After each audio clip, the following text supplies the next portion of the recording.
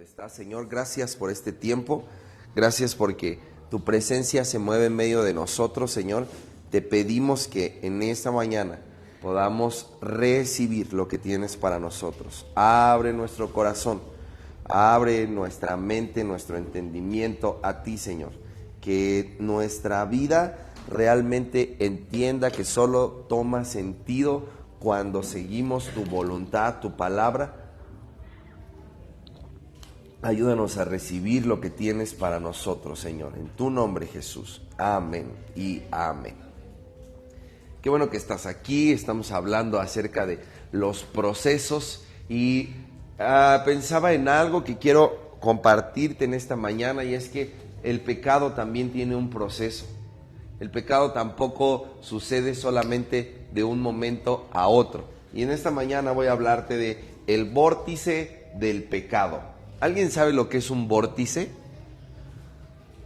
Puede pensar un momento, seguramente ha escuchado la palabra y quizá incluso haya visto alguna figura. ¿Alguien sabe lo que es un vórtice? ¿No? ¿Nadie? Un vórtice, la mejor forma que tengo de explicarlo es que es un embudo con velocidad. Es decir, no solo es un embudo, sino que tiene velocidad, es decir, está girando. Y el hecho de que esté girando y tenga velocidad le da fuerza, ¿sí? Entonces el problema de un vórtice es que tiene fuerza, es una fuerza que te jala, ¿sí? Entonces un vórtice, por ejemplo, puede ser lo que hay en los tornados. Un tornado es un vórtice, es un embudo, pero tiene velocidad, y como tiene velocidad tiene fuerza. Puede estar en los huracanes también, o incluso en los remolinos que se hacen bajo el agua, ¿sí? Y lo que sucede con el pecado es que es precisamente de esta forma. Es precisamente de esta forma porque tiene una fuerza que te va jalando hasta las últimas instancias. Uno no empieza queriendo ser malo. A la mayoría de las personas con las que he podido platicar en 31 años y que he podido escuchar acerca de lo que batallan con sus decisiones, con sus pensamientos, yo quiero decirte, no puedo recordar, ni siquiera, me imagino que habrá un par, pero no puedo recordar a alguien que yo diga, no manches, esa persona me da miedo porque es así como un loquito, como que veo la maldad. No, la mayoría de las veces, todos los que cometemos errores, lo hacemos bajo conceptos de cosas que pueden ser buenas, por lo menos para nosotros, ¿sí? Seguramente, de verdad, yo muy pocas veces he platicado con alguien que esté haciendo un pecado y yo diga, esta persona tiene al diablo. No sé si me estoy dando a entender. Digo, todos los que pecamos le hacemos caso al diablo cuando pecamos, pero no es que lo tengamos adentro. Y yo creo que quizá alguna vez habramos, yo te aseguro que sí existe este tipo de gente también, que alguna vez habrás prendido la tele o abierto el periódico y dices, ¡uy! Este que descuartizó a 30, ¿no? ¿Y cómo? Y los despellejó y los encajó en cajitas y los mandó, yo qué sé. Pero sí hay personas que seguramente alguna vez has visto en la televisión o has leído en algún libro, en algún periódico, de alguien que dices, esta persona sí tenía una mentalidad diabólica, ¿no? Ahora, ¿cuántos de ustedes consideran que tienen una mentalidad diabólica? No, ¿verdad? Le hacemos caso al diablo desgraciadamente a veces, pero no tenemos una mentalidad diabólica. Sin embargo, esto es el vórtice del pecado, que terminamos estando en la misma situación que aquellos que tienen una mentalidad diabólica. ¿Por qué? Porque hemos sido jalados por la fuerza de ese vórtice. ¿Cuántas personas en la cárcel habrá con una mentalidad diabólica? Muchas, ¿no? Pero ¿cuántas otras habrá que no empezaron con una mentalidad diabólica? Que simplemente querían un beneficio propio, un beneficio personal, y de pronto fueron jalados, fueron absorbidos por la fuerza de esto que va incrementando. Y eso es lo que quiero expresarte en esta mañana. Que entendamos, mi hermano, tú y yo, el peligro del pecado y el peligro de la fuerza del pecado. Cómo nos va llevando a cometer más y más cosas, Voy a ponerte un par de ejemplos de la Biblia que tú ya conoces, pero quiero empezar diciéndote, ¿qué es el pecado? Quiero que una vez más, y como varios pilares de enseñanza que tenemos en esta iglesia, quiero que recordemos qué es el pecado. Errar en el blanco. Gracias a Dios, en 2 años ya cada que lo digo, cada vez como que ya no están tan perdidos, ¿verdad? ¿En qué es el pecado? Cada que pregunto qué es el pecado, me recuerdo una obra que hacía mi mamá con Susanita y se pintaban de payasitas y decía, ¿qué es el pecado? Y la otra payasita le contestaba, ¿el pescado? Y así creo que ponen la cara algunos cuando digo, ¿qué será pecado? Y pecado no es algo malo, según su raíz etimológica, no es algo perverso, simplemente es algo equivocado. Equivocarse en el blanco, eso es pecado. Así que pecado es todo lo que Dios no quiere para ti. Todo lo que Dios no quiere para ti es pecado. Porque a veces pensamos que, por cierto, que ya se dieron cuenta que vayan uniformados de rojo, no sé por qué, se ven bien. No sé cuántos han pensado que quizá las cosas que son pecado de pronto se van a ver de rojo, con colita y con cuernos, ¿no? Y esperamos que todo traiga cuernos, todo lo que es diabólico. Y entonces a veces vemos monstruos. Vemos, hay cosas que se nos hacen tan obvias, como la ouija, ¿no? La ouija, ¿es pecado o no es pecado? ¿Es del diablo? Ay, sí, es del diablo. Pero hermano, es igual de diabólico el hecho de que el diablo quiere que te pelees con tu familia, que no le hables a alguien, que tengas rencor, que no alabes a Dios, que no lo busques, que no leas su palabra. Cualquier pecado es igual de diabólico. Pero mira cómo, por ejemplo, yo te diría, ¿cuántos se atreverían esta noche a jugar la ouija? ¡Ay, no! Porque le tengo miedo al diablo. Pero hermano, el pecado que cometes todos los días te acerca de la misma forma al diablo. Mire, yo ni quiero predicar de esto. Yo quiero predicar de lo que ya le dije que voy a predicar, pero es que usted me hace que me quede ahí porque yo no sé cómo seguimos pecando a veces, ¿verdad? Porque pensamos que unas cosas no son tan malas como otras. Parece que algunos pecados sí los puso el diablo, pero otros no. Pero el pecado es todo lo que Dios no quiere para ti. Todo lo que Dios no planeó para ti. Llámese como se llame, parezca lo que parezca, e incluso si no está citado en la Biblia como un pecado, si no es lo que Dios quiere para ti, es un pecado. Porque eso es pecado.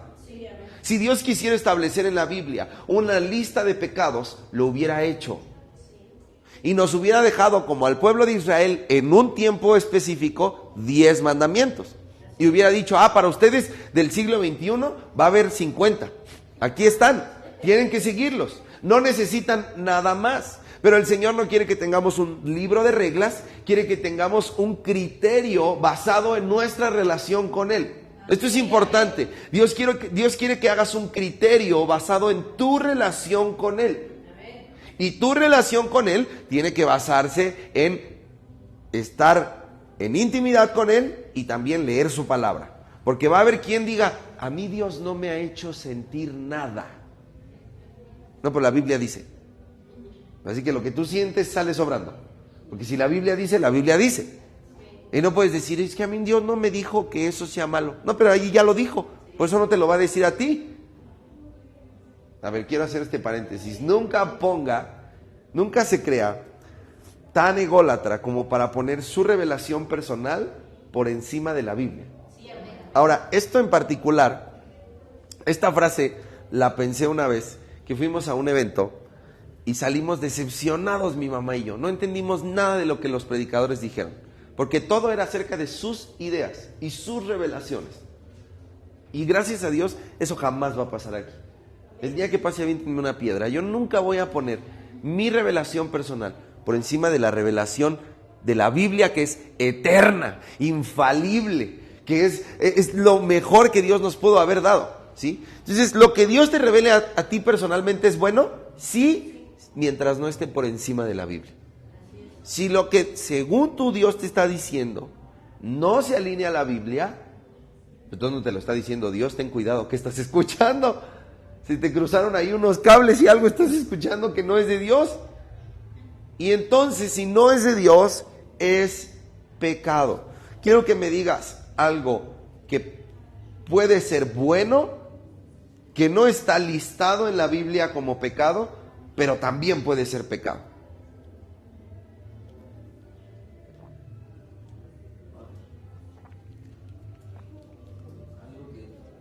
Mire cómo se le hizo complicado. Algo que sea bueno, no esté listado como pecado, pero yo lo pueda convertir en pecado. Trabajar de más. Mire cómo nos costó agarrar. Me voy a adelantar a ellos. Todo. Todo lo puedo convertir en pecado. Porque puedo abusar de todo de tal forma que ya no sea la voluntad de Dios en mi vida. Vamos a empezar por algo bien sencillo. La comida.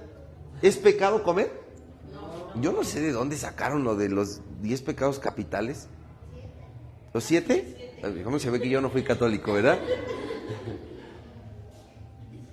La comida no es un pecado, pero puede convertirse en un pecado. Sí, cuando empiezo a abusar de la comida de tal forma que estoy haciéndole daño al templo del Espíritu Santo, que es mi cuerpo. Así que se puede convertir en un pecado algo tan noble como la comida. ¿Cuánto más el trabajo? ¿Qué dijiste tú? Los dos dijeron el trabajo. ¿Cuánto más el trabajo? ¿La familia se puede convertir en un pecado? ¿Qué dice la Biblia? El que ame más padre, madre, hijos. Casi menciona todo el árbol genealógico. El que ame a alguien más que a mí no es digno de mí. Uy, todo lo que no es por ejemplo, a veces no tiene que ver con algo, sino con la medida de algo.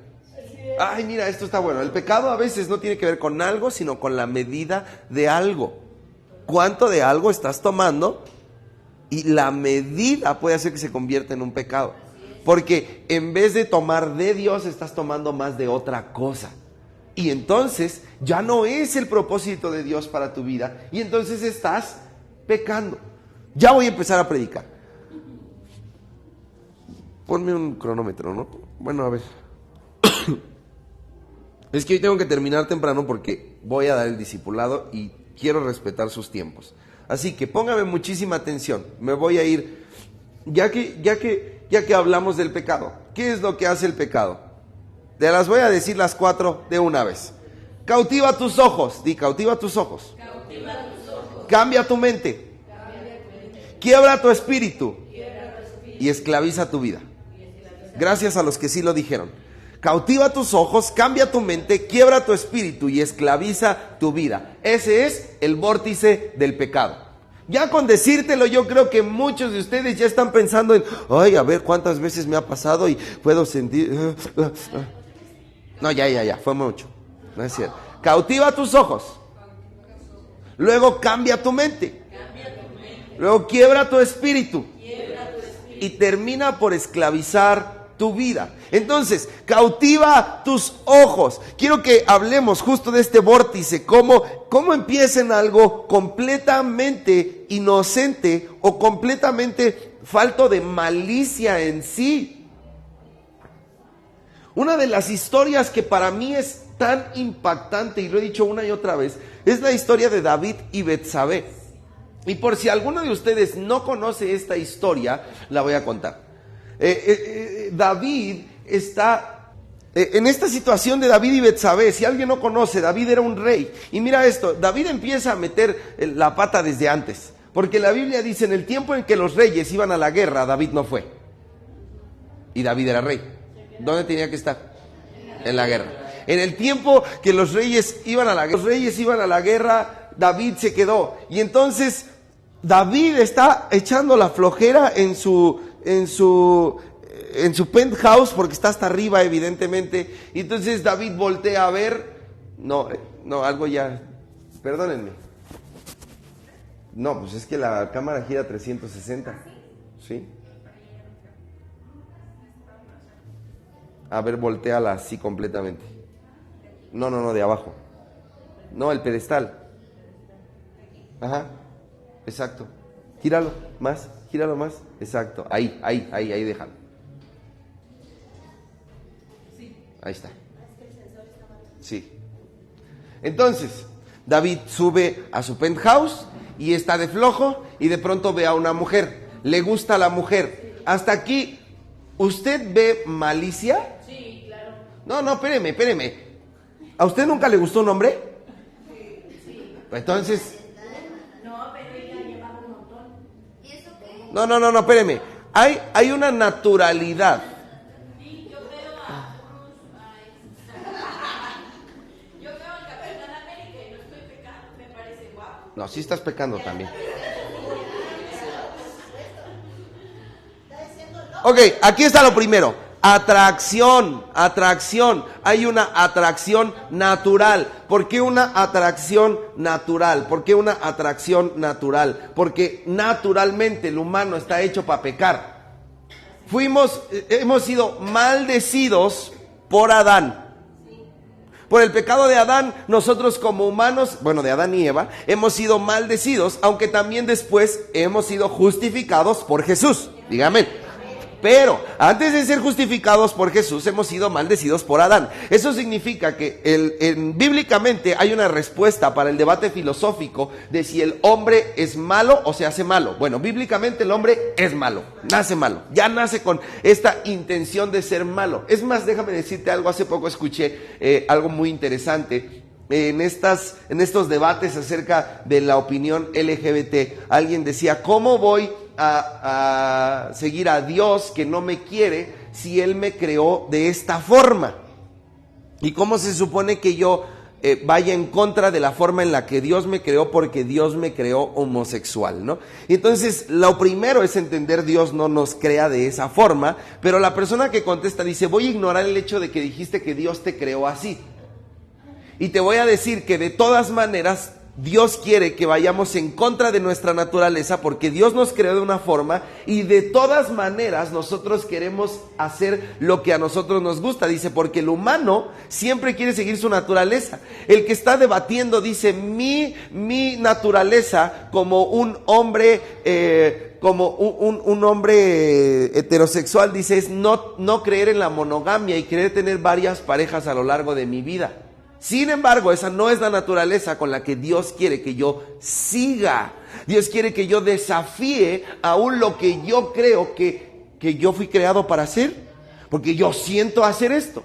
Entonces, yo quiero hablarte primero de esta atracción que es natural, que todavía no es como que, todavía no me lleva a accionar nada. Es más, David estaba viendo, ¿qué es más natural que ver? ¿Dónde está el pecado de David al ver? Pues dicen que incluso la segunda mirada es la que es pecado, ¿no? Sí, cuando le haces.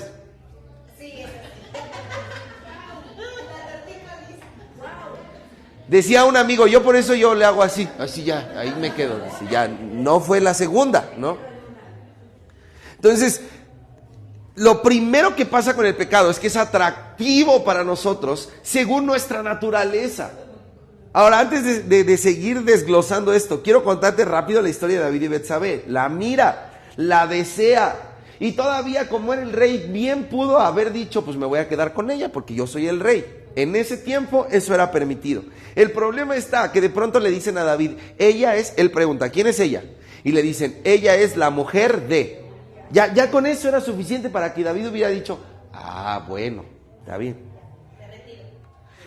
Pero no, la mandó a traer, adulteró con ella y ahí acabó, ¿verdad? No, porque el pecado es así. Antes de desglosar esto, que no me voy a tardar tanto, pero antes de desglosarlo, quiero que entiendas que el pecado es así. Si te parece que el pecado se detiene en algún momento y no más voy a hacer esto, nada más, si nada más, si David nada más iba a preguntar quién era, pero ya después se acostó con ella. Ahora, aquí ya hay bastante maldad, ¿a poco no? Estás abusando de tu poder y te estás acostando con alguien que no es tu esposa y que además es la esposa de otro. Eso ya es gacho, ¿a poco no? Bueno, pero David parece que no es suficientemente gandalla, ¿no? Pero ponte una silla para que no te... David no es suficientemente gandalla todavía. Porque dice, bueno, ahora, ¿qué voy a hacer? ¿Alguien sabe qué sigue? No, espéreme, yo sé que a veces pensamos como que ya lo mandó a matar. No. Le quieren jaretar el hijo al marido de la mujer. Manda a traer a Urías de la guerra. Lo emborracha. Y le dice, ve y acuéstate tú con tu mujer.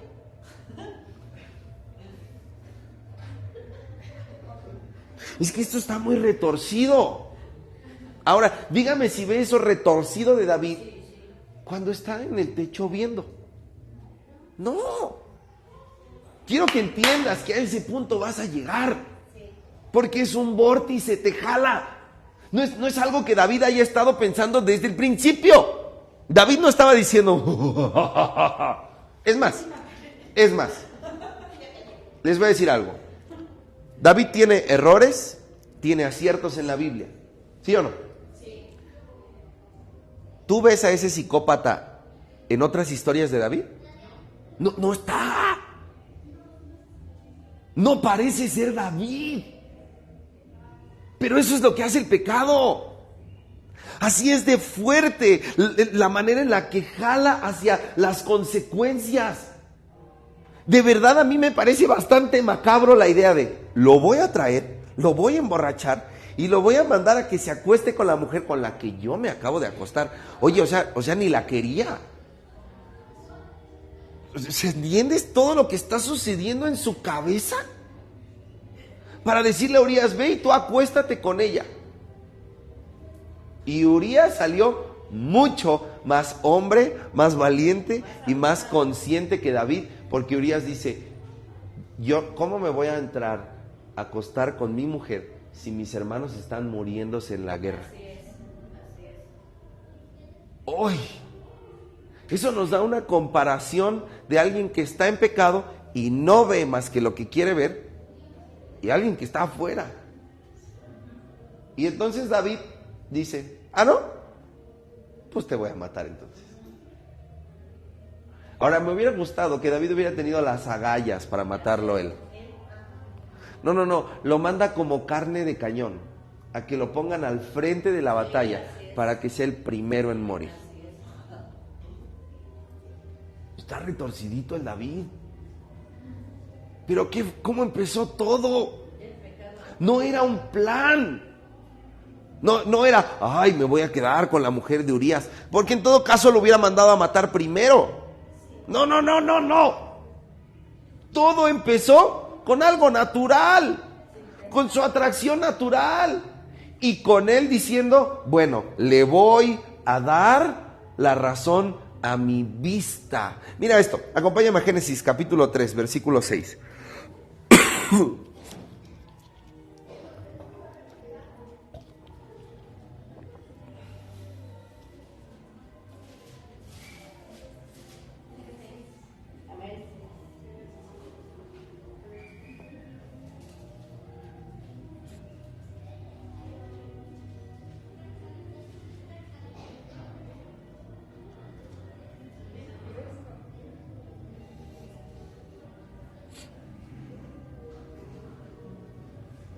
Génesis 3, capítulo 6 dice, y vio la mujer que el árbol era bueno para comer y que era agradable a los ojos y árbol codiciable para alcanzar la sabiduría. Y tomó de su fruto y comió y dio también a su marido, el cual comió por bruto. Digo, así como ella. Dice que era que era bueno, agradable y codiciable para sus ojos. O sea, según ella, déjame poner esta frase, según ella, era bueno, agradable y codiciable, según ella. Era a sus ojos, era bueno, agradable y codiciable. Así es el pecado antes de convertirse en algo incorrecto. Porque no vemos las consecuencias, sino solo vemos a corto plazo. Y a corto plazo, el fruto es bueno, agradable y codiciable. Pero a largo plazo, ese fruto te saca del jardín. Otra vez. A corto plazo, Ese fruto es bueno, agradable y codiciable. Pero a largo plazo, ese fruto te saca del jardín. Entonces todo el pecado, mi hermano, una y otra vez, es algo que cautiva mis ojos. Lo primero que hace el pecado es cautivar tus ojos. Nunca va a llegar el pecado y el diablo te va a leer la cartilla y te va a decir: a ver, David, te voy a enseñar a una mujer, te va a gustar, te vas a poder acostar con ella, pero vas a terminar siendo un loquito y vas a matar a una persona inocente.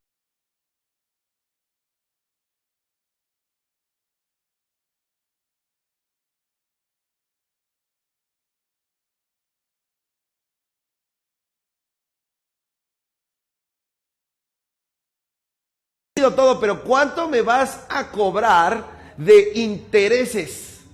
¡Ay! ¿Por qué es tan inteligente para eso, pero no para intereses que tienen que ver con cobrárselos a tu vida?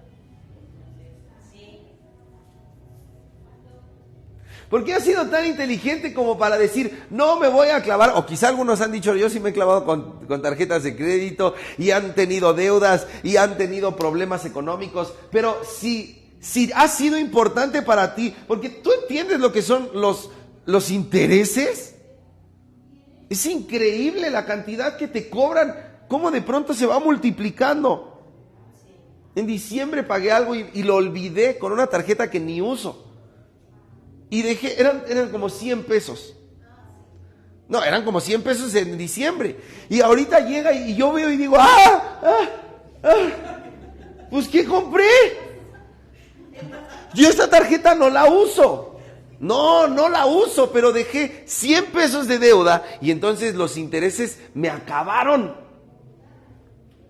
Y si es tan importante los intereses económicamente, ahora imagínate cuán importante es que tengas conciencia de que todo el pecado trae intereses a tu vida. No solo vas a pagar el pecado, vas a pagar intereses. Y algunos no están conscientes de eso porque han caído en el pecado y han dicho como: bueno, peco ahorita, pago después. Y dicen como el Ferras, ¿a poco no? ¿Ya no se acuerdan del Ferras? No se acuerdan del Ferras. Sí, soy viejo. Y los viejos yo creo no lo vieron. El Ferras era el que decía que lo iban a filetear. Yo soy Felipe Ferra Gómez, señor. Y dice, y me dice: no, pues 10 años en la cárcel, lo pago. Y muchos así ven el pecado, y a la hora de ver el pecado que cautiva tus ojos, ¿qué dicen? Lo pago. David la vio, y cuando le dijeron: oye, pero es mujer de Urías, ¿qué dijo? Lo pago. No sabes el dolor que vino a David después. No, porque esto no es toda la historia, Después David se revuelca de dolor, de depresión por lo que está sucediendo en su vida. Pero esos son los intereses. A David le dijeron: no, es que es esposa de Urías. Y él dice: no hay bronca, lo pago, ¿cómo ven? Y yo me imagino al banco después viendo a David diciendo: ándale. No sé quién estaba, no sé a quién personalizar mejor. No sé si el diablo se estaba riendo y Dios estaba llorando de David pagando los intereses. Porque él dijo: no, sí lo pago, yo quiero ver, a ver, órale. Porque es agradable a tus ojos. Pero eso no es lo primero. Cautiva tus ojos y luego va cambiando tu mente. Lo primero es: yo quiero. Ahora, cuando empiezas a pecar, este pecado se convierte en yo sé. Te explico. Cuando alguien empieza a pecar y le dices: eso te va a hacer daño, como ya está pecando, ya no te hace caso. Yo sé lo que es mejor para mí. O sea, antes eras alguien que yo jamás hubiera matado a alguien inocente, seguramente pensaba David. Yo solo mato en la guerra y en nombre de Dios. Pero de pronto David se convierte en un asesino. Porque David es un asesino. No por haber matado en la guerra, por haber matado a Urías. ¿Cuántos de ustedes se convertirían en asesinos? Exacto. Ahorita, no. Ay, yo no mato ni a una cucaracha. No, pero quizás has hecho cosas, te has convertido en otras cosas. Es más, déjame preguntarte, ¿cuántos de ustedes se han convertido en asesinos de otras cosas? ¿Cuántos han asesinado sueños de alguien? ¿Cuántos han asesinado el autoestima de alguien? ¿Cuántos han asesinado relaciones? ¿Cuántos de ustedes han asesinado su relación con Dios en nombre de un pecado? En el momento que empiezas a pecar, el pecado se convierte en parte de ti. Y entonces empieza a trastornar tu mente. Puedes pensar en los celos de Caín, cómo lo llevan a matar a su hermano. ¿A su hermano? Y yo no creo que... Oiga, ¿cuántos ejemplos tenía Caín? Dime cuántos. Pues ninguno. ¿A quién veía? Ay, es que Caín veía muchas películas del Rambo y por eso. Jugaba muchos videojuegos, de ahí se hizo agresivo. Es más, ¿de dónde se le ocurrió? Le voy a dar un trancazo y lo voy a matar. Porque el pecado se apoderó de su mente. Ahora, el problema es que, yo no sé si alguna vez han escuchado justo del ojo del huracán. Ese momento en el que el huracán está pasando por encima de la casa de alguien, pero como está pasando por encima y es un vórtice, en medio no pasa nada. Y entonces los de la casa dicen, ya pasó el huracán. Pero no, entró y todavía tiene que salir. Solo que como están en medio no lo alcanzan a ver. ¿A poco tú sí alcanzas a ver tu pecado? ¿Cuántas cosas no ves? Ahora, ¿qué quiero decirte con eso? Tienes que tener cuidado y tienes que estar consciente que puedes estar equivocado. Que cuando alguien se te acerque y te diga, oye, probablemente no estás haciendo bien, tu primera respuesta no sea, yo sé. No. Es que puede que estés ahí y no lo veas. Me acuerdo que yo conocí a un niño que era hijo de pastor y éramos amigos. Y entonces yo le dije, una vez se me acercó y me dijo, oye, estoy viviendo esto, y le dije, mira, vas a ir y vas a hacer esto y te va a pasar así y te vas a sentir así. Y cuando estés ahí, ni caso me vas a hacer. Le dije, ahorita solo te está cautivando los ojos el pecado. Cuando empieces a pecar, va a pasar esto, esto y esto. Y ni me vas a querer hablar. Diles cuánto tiempo no me hablaste.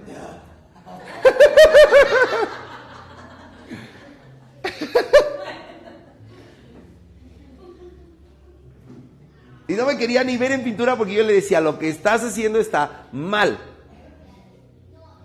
Pero cuando estamos ahí no podemos verlo porque está cambiando nuestra mente y nos está convirtiendo en alguien que no somos.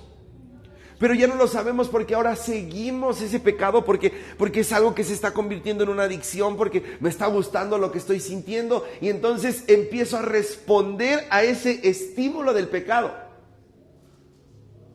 Empiezo a responder al estímulo del pecado porque mi mente está liberando incluso químicamente, hermano. Me está haciendo sentir bien y yo quiero seguir sintiéndome bien. Así que empiezo a responder con respecto a ese pecado, a eso que me está gustando, y entonces mi mente empieza a sufrir un cambio porque yo quiero hacer eso. Y ahora empiezo a justificarme y a buscar más oportunidad de hacer eso.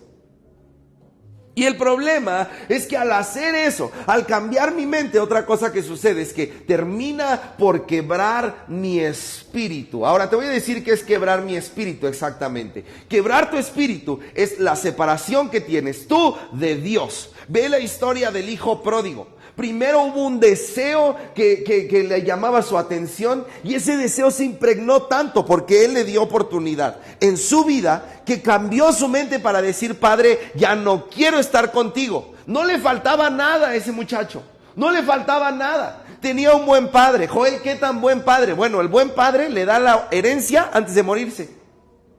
Así de buena onda era su jefe. ¿Cuántos hubieran querido tener uno así? que les diera la herencia antes de morirse, ¿verdad? Imagínate, era un buen padre, era chido y era próspero, porque además algunos de nosotros quizá le diríamos al papá, darnos la herencia antes de morirnos y nos daría un chicle. Pero este hombre tenía suficiente para darle y se lo da. Y una vez que se lo ha dado, él decide tener una separación del padre. Y sabes que eso quiebra tu espíritu. Estar lejos de Dios quiebra tu espíritu. Y empieza a traer tristeza, soledad, depresión. Joel, yo ya tenía esas cosas. Bueno, en mayor medida. En mayor medida. Ahora, esto tiene una respuesta lógica, porque como mi mente se está enfocando en el pecado, hay otras cosas que estoy descuidando y se están rompiendo dentro de mí. Y así terminamos esto. Como hay otras cosas que se están rompiendo, ahora voy a intentar llenarlas con ese mismo pecado o con otros. Y entonces termina por esclavizar mi vida. Un círculo vicioso. Más pecado. Pero no me doy cuenta que más pecado trae más heridas. Pero más heridas, según yo, me hacen necesitar más, quiero más. Y al buscar más, pues en realidad pierdo más. Ya, eso es suficiente por esta mañana, ¿a poco no? El vórtice del pecado cautiva tus ojos, cambia tu mente, quiebra tu espíritu y esclaviza tu vida. Si no has llegado al fondo, ahí vas a terminar en algún punto. Ahí vas a terminar en algún punto. Y quiero decirte por qué, porque solo podemos romper el trato con el enemigo. Solo podemos romper el trato con el pecado. Solo podemos salirnos de tajo. No podemos pretender luchar con él. Porque no vamos a ganar. O sea, algunos quisieran decir, como yo me voy a quedar en la parte donde medio cambia mi mente, pero no cambia mi mente porque lo estoy disfrutando, pero no me voy a dejar arrastrar. Oye, pues si yo soy fuerte, así, uy, mira. Es más, yo no sé si algunos vayan midiendo la balanza, ¿verdad? Mira, ya fui el domingo al culto, entonces puedo pecar un poquito y vuelvo a ir el martes y así le gano. Pero aquí o te sales o vas a ser arrastrado hasta el fondo. Ahora, ¿qué va a pasar cuando estés arrastrado hasta el fondo? Entonces, en algún punto seguramente vas a decir como, ay, Señor. La pregunta es en qué punto, porque a veces nos esperamos a... Porque esto se vuelve un círculo y va trayendo más y más pecados y más maldición y más miseria a nuestra vida. ¿En qué parte de este vórtice crees que estás en algunas de las cosas que estás haciendo? En tu vida general, ¿será que el pecado está cautivando tus ojos? Porque yo quiero decirte, si el diablo ha estado cautivando tus ojos, podemos mirar solo al Señor, dice la Biblia, puestos los ojos en el autor y consumador de la fe. Es decir, si has estado viendo el pecado y te ha estado llamando los ojos, te ha estado cautivando tus ojos, es porque necesitas cambiar lo que estás viendo. Necesitas enfocarte más en Dios. Pero si ya pecaste y ya estás dentro del vórtice y tú dices, ay, yo ya estoy, siento que quizá ya mi mente ya ni sé si soy yo, no soy yo, o mi espíritu está afligido y estoy triste y estoy deprimido y estoy enojado, o incluso ya te sientes como un esclavo, yo quiero decirte, hay un Dios que puede renovar tu mente, sanar tu espíritu